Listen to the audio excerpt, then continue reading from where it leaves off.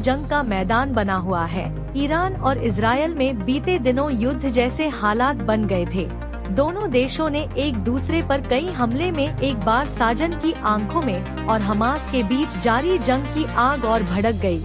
नौकरी शुरू कर दिया है। एक बार फिर पढ़ाई के कमरे में रखा के 3 घरों पर हवाई हमले किए गए। हमले में अब तक 13 लोगों की मौत हुई है, जबकि कई लोग घायल भी हुए। बचाने के लिए रेस्क्यू ऑपरेशन चलाया जा रहा है। हमले में मरने वालों की संख्या 15 मारे गए और दक्षिणी गांव शहर है जहां पर 10 महीने रह रही है। बीते दिनों ऑपरेशन में बात शुरू करने की बात कही थी।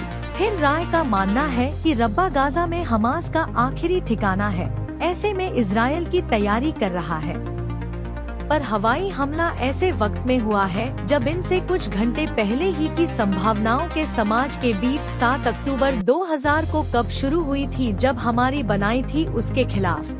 समाज के अधिकारियों ने कहा कि गाजा प्रमुख खलीला लहराया के नेतृत्व में एक प्रतिनिधिमंडल हमारी तरफ से कतर और मिस्र के मध्यस्थों को सौंपी गई युद्ध विराम प्रस्ताव के साथ साथ है।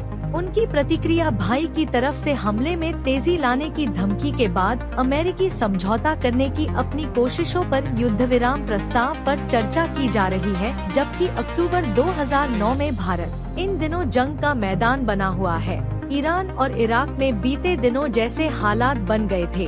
दोनों ने एक दूसरे पर कई हमले, बीच में टंकी, रूबी, विकराल और हमास के बीच जारी जंग की आग और भड़क गई थी। खिलाफ जंग में ट्राई ने एक बार फिर से लड़ाई की है। गाजा पट्टी के बाद इस्राएली हवाई हमले में मरने वालों की संख्या 15 शहर में, जहां पर 10 महीने दिन ऑपरेशन में बात शुरू करने की बात कही थी। सिलाई काम आता है कि रब्बा गाजा में हमास का आखिरी ठिकाना है।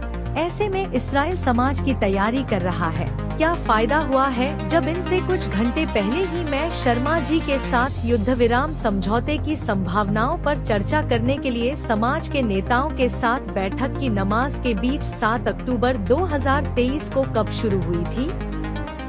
मारे गए थे ना, गाजा पर हमले कर रही है। प्रतिनिधिमंडल हमारी तरफ से कतर और मिस्र के मध्यस्थों को सौंपी गई युद्ध विराम प्रस्ताव के साथ साथ इजरायल की प्रतिक्रिया पर चर्चा करेगा। अमेरिकी मध्य समझौता करने की अपनी कोशिशों को सील कर दिया ही नहीं रहा, पर हमले करने की धमकी दी। सेना के हमले में 24 लोगों की मौत, मरने वालों की संख्या बढ़कर 14,454 हो गई है, जबकि 77,575 लोग घायल हुए। नव भारत